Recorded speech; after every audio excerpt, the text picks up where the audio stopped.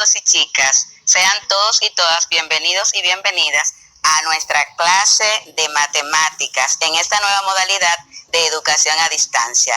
Quien les habla, su profesora Teresa Matos.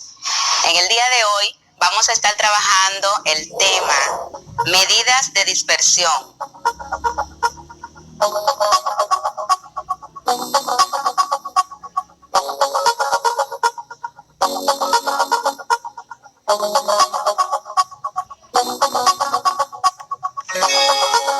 En esta ocasión, varianza, desviación típica y coeficiente de variación.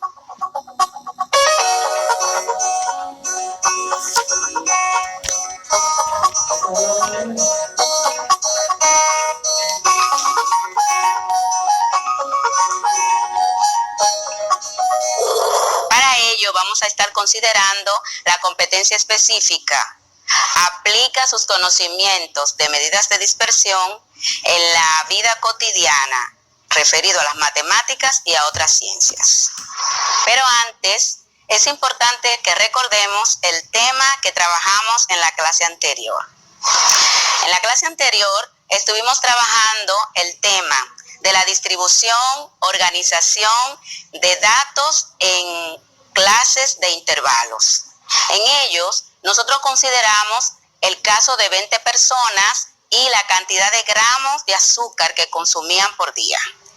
Recuerden que están trabajando en su proyecto de cuánto azúcar consume.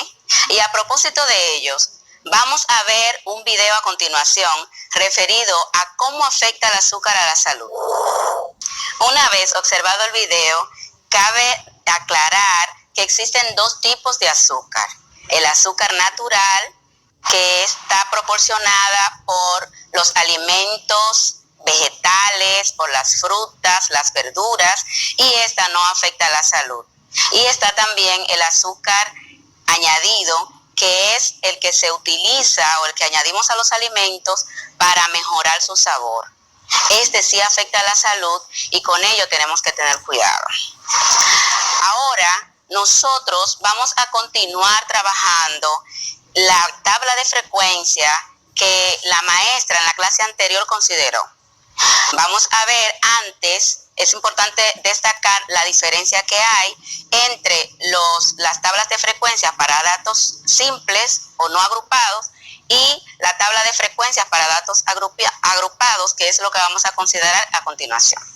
Vamos a ver en pantalla, vamos a ver la diferencia que hay entre los tipos de tablas. Tenemos una comparación con la tabla que es para datos no agrupados. En ello tenemos en la primera columna la X, que representa a la variable que estamos considerando o que estamos estudiando. Para esta tabla se usan las variables cuantitativas y cualitativas que ya nosotros hemos trabajado en clases anteriores. Recuerden que las variables cualitativas no se pueden medir y las cuantitativas sí lo podemos medir. Entonces, en ella vemos que la primera tabla aparece X, tenemos a F que representa la frecuencia, tenemos a F mayúscula que representa la frecuencia absoluta acumulada y tenemos a H minúscula y mayúscula que representan las frecuencias relativas. Esta minúscula sería la relativa simple y esta sería la relativa acumulada también. En el otro cuadro tenemos que la primera columna ya no es X, sino los intervalos. Y eso fue lo que ustedes aprendieron en la clase pasada con la maestra Rubí. Tenemos acá dos intervalos. Recuerden, por conocimiento de otros temas, que un intervalo, así como este que se ve aquí en pantalla, se llama mixto, porque tiene un intervalo cerrado al principio y tiene el intervalo abierto al final. Esto quiere decir que al considerar los datos que tenemos, el primer dato va a estar incluido cuando vayamos a contar dentro de la distribución. Sin embargo, el segundo no va a estar incluido en esta parte. Así seguimos haciendo. En la clase que aprendimos con la profesora Rubí, Aprendimos lo que eran los intervalos, que quiere decir son esas columnas que ustedes ven acá, la columna. Ahora vamos a continuar construyendo nuestra tabla para poder calcular la varianza, la desviación típica y el coeficiente de variación. Vamos a ver, en la clase anterior nosotros nos quedamos en la frecuencia absoluta acumulada que la maestra Rubí le enseñó. Ahora nosotros necesitamos calcular la próxima columna donde vamos a considerar a X por F. Y esta columna nosotros la utilizamos porque necesitamos calcular la media aritmética. Entonces vamos a empezar. Quiero que observen bien los que pueden estar en pantalla ahora mismo y los que no, que presten mucha atención. Vamos a tomar los datos de la tabla anterior, donde tenemos la frecuencia o F sub I, que está señalado acá, y lo vamos a multiplicar por los valores que pertenecen a la marca de clase. La marca de clase ya saben que está en X sub I multiplicado por F sub I, y esto me va a dar el resultado que tenemos acá. Entonces, en la primera columna tenemos 71 por 7 igual a 497. La próxima columna, 82 por 2 es igual a 164. La próxima columna de X sub I es igual a 93 por 8 igual a 744. Tenemos 104 por 2 igual a 208. Y por último tenemos 115 por 1 es igual a 115. Y la sumatoria de X sub I por F sub I es igual a 1728. ¿Para qué voy a necesitar este resultado? Rectifico, para calcular la media aritmética que ya aprendimos a calcular en clases anteriores. Vamos a dividir ahora ese resultado entre el total de frecuencia absoluta. Y esto va a ser 1728 dividido entre 20, que es el total de frecuencia absoluta. Ese resultado me va a dar 86.4. Esa va a ser nuestra media aritmética con respecto a estos datos que tenemos acá. Ahora, nosotros tenemos otra columna y me gusta mucho la estadística porque simplemente observar y los cuadros te van diciendo qué tienes que hacer en cada caso.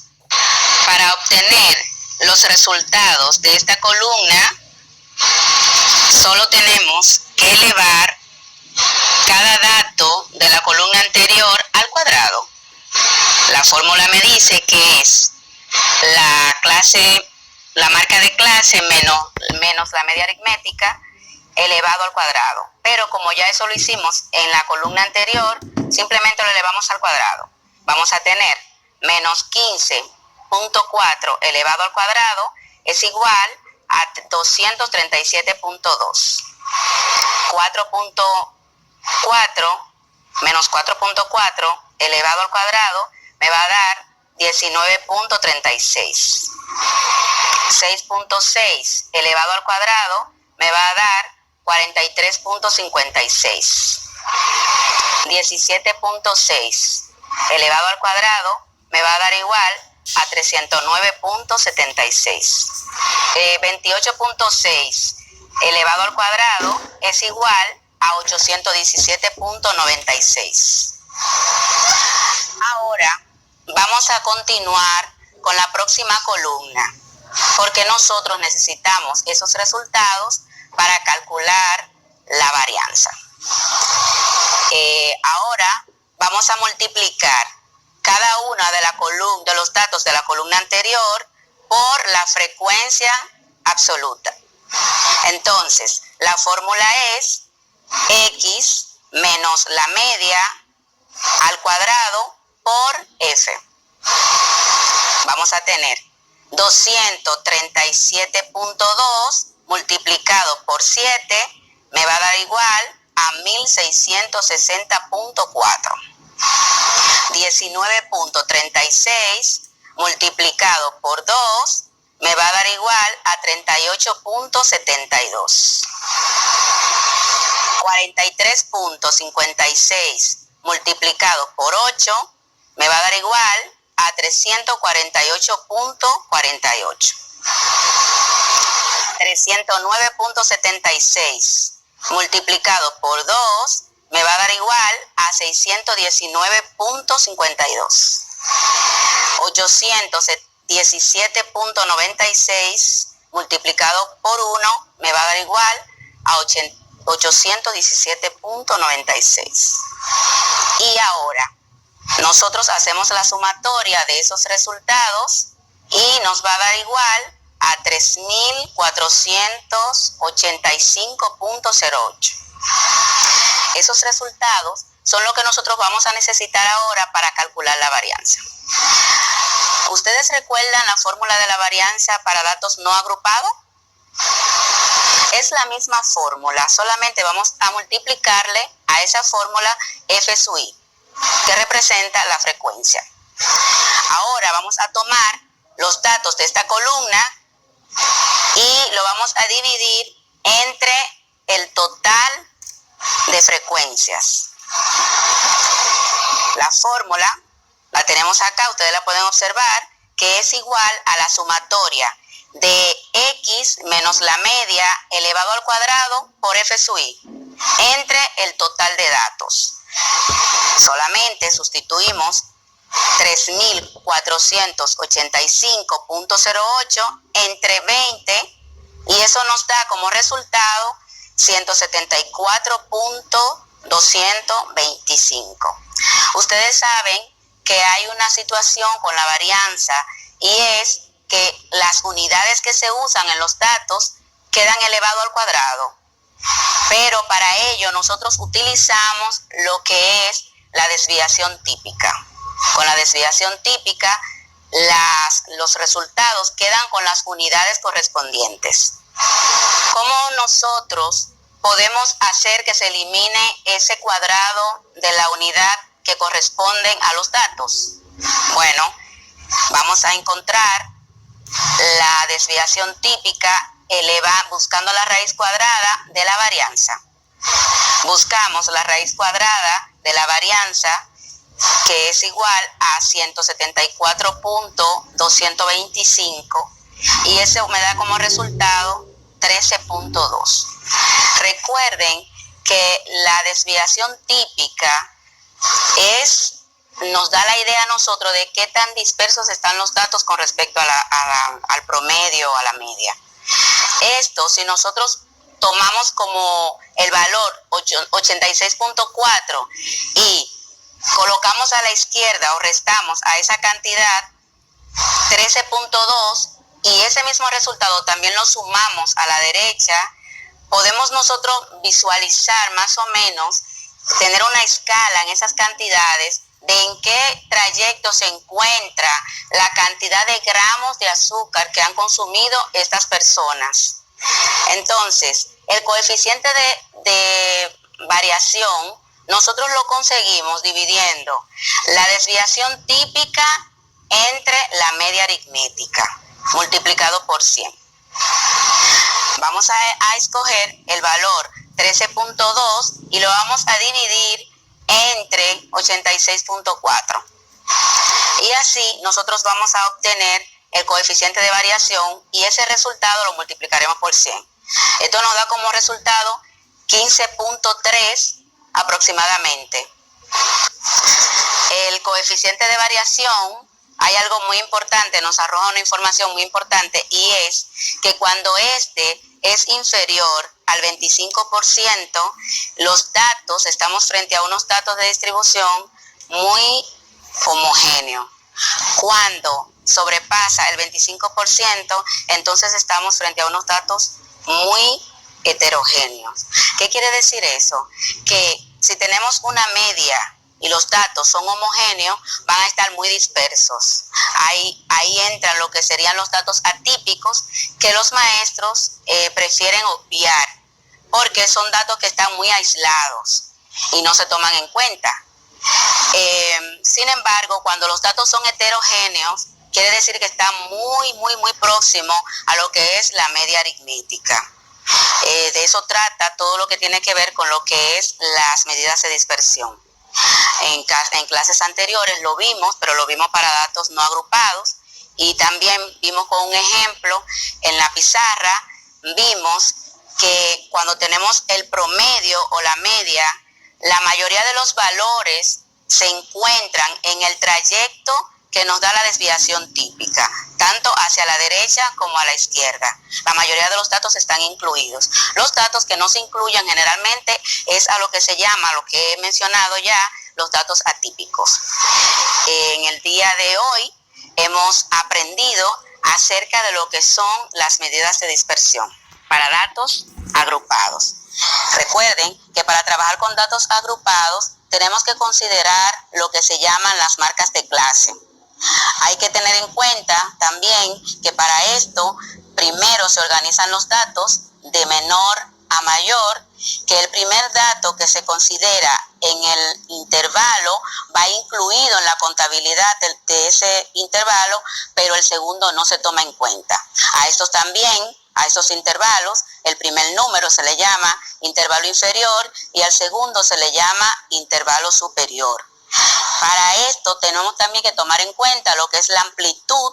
Esto quiere decir la suma que hay del dato inferior o de el límite inferior y el límite superior, y así en cada caso. Y también el intervalo, que tiene que ver con la cantidad de líneas que van hacia abajo de manera vertical en la tabla. Así es que espero que estas informaciones le hayan ayudado y que lo que hemos aprendido en el día de hoy lo puedan poner en práctica en su proyecto que están realizando durante esta semana sobre cuánto azúcar basta. Recuerda que tienes que tener cuidado, que debes sustituir los azúcares añadidos por azúcar que sea natural. Y recuerda que cuidándote, cuida tu salud. Aprendiendo en casa, preservamos la salud. Es nuestro lema. Hasta una próxima entrega.